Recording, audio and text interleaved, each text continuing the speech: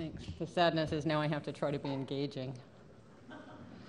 I think the most important thing to understand about the presidency in this context is that we always have choices.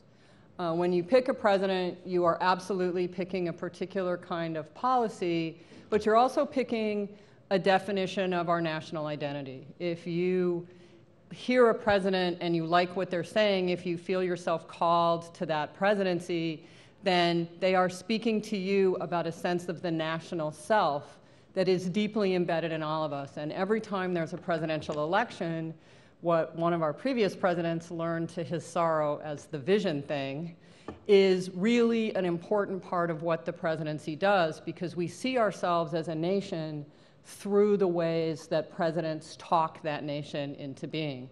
So what I'm going to do today is talk a little bit about Franklin Roosevelt's version of what it meant to be an American at this particular moment in our national history.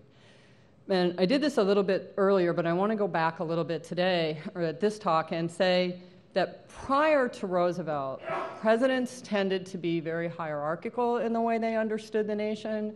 They were often very explicitly exclusionary. There would be people like immigrants or African Americans, and sometimes women, who didn't get to be citizens and who were specifically located in presidential rhetoric near the bottom of the hierarchy of the nation. And the nation was understood as hierarchical or as local. For many presidents, for instance, the South became the sort of demon region. And there are reasons for that, because they are building coalitions that depend on including people, but also always on excluding people. And one of Roosevelt's great geniuses as president is that he almost never actively excluded people, but tended to base his notion of the nation on a very inclusive sense of what that meant. And so that's what I'm going to talk about right now. This book actually goes back a little ways, and it's a book on the presidency as a whole, in which Franklin Roosevelt is the pivot. He's the actual center of the book. And in the larger book, I examine the complex ways in which our national history can be understood as a struggle to live up to our highest principles, while also maintaining allegiance to hierarchies of class and race that allow for stability. In that history, all of these things are sharply contested during the Roosevelt administration. The economy lay in ruins. African Americans were making increasing demands for civil rights. Women were increasingly flexing their political muscles. I like to think of women as muscular. Immigrants were increasingly being incorporated into the polity. All of these groups, of course, were integral to the famous New Deal coalition, which continues to have an important influence on our politics. It was through Roosevelt's rhetoric, as much as through his actual policies, that he crafted this coalition, and which has proved to be one of the most enduring, one of the most fractious, and one of the most complicated in our national history. Roosevelt's vision of the nation and of the role of citizens within it was rooted in a pluralist political tradition, which required flexible leadership such that the president could juggle the various claims made on government.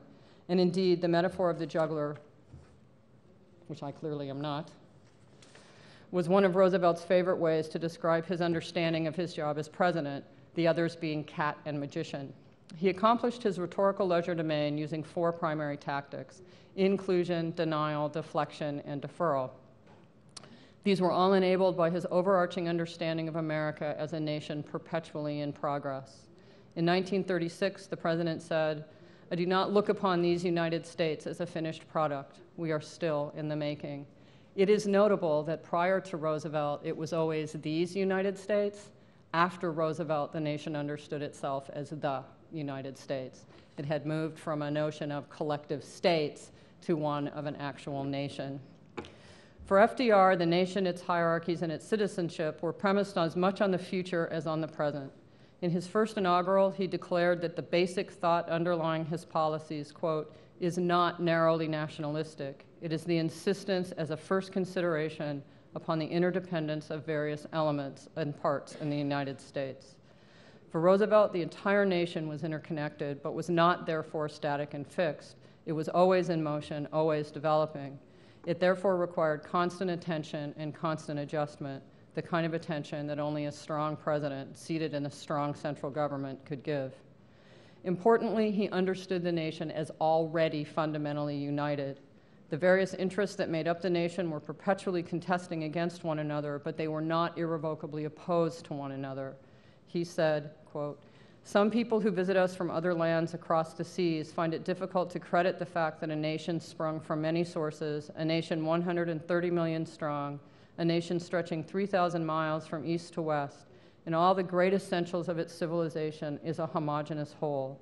For not only do we speak one language, not only are the customs and habits of our people essentially similar in every part of the country, but we have given repeated proof on many occasions, and especially in recent years, that we're willing to forego sectional advantage where such advantage can only be obtained by one part of the country at the expense of the country as a whole." Because the nations shared common beliefs, common culture, and common interests then, some groups would be granted by the president temporary political primacy, others would be legitimately denied their claims on government, and other claims could be deferred, while others were deflected. Most importantly, the Roosevelt administration was marked by its enormous efforts at political inclusion. These efforts were most clear in his willingness to offer assistance to the poor. Differing sharply from previous practice, Roosevelt treated all of the poor as if they were deserving poor. Prior to him, there had been always a distinction made between the deserving and the undeserving poor. Relief under FDR was a matter of right. Legitimating the needs of the poor also legitimated their demands on the political system, and he therefore earned the loyalty of the poor. In addition, he legitimated organized labor in ways that had not been previously seen. Upon signing the National Industrial Recovery Act, for example, he said, quote, "Its goal is the assurance of a reasonable profit to industry and living wages for labor with the elimination of piratical methods and practices which have not only harassed honest business, but have contributed to the ills of labor." Note here the importance of capital and labor as the subject of his discipline. He made a distinction between honest business and piratical business. And we all know that Roosevelt did not hesitate at all to criticize business and businessmen, challenging them through analogy, as in his famous story of the man in the silk hat, and welcoming their hatred in the 1936 election. The flip side of his antagonism to business was that organized labor was able to see him as their champion, and did so even when his policies were substantially more pro-business than was his rhetoric. This is important because Roosevelt became an advocate for labor.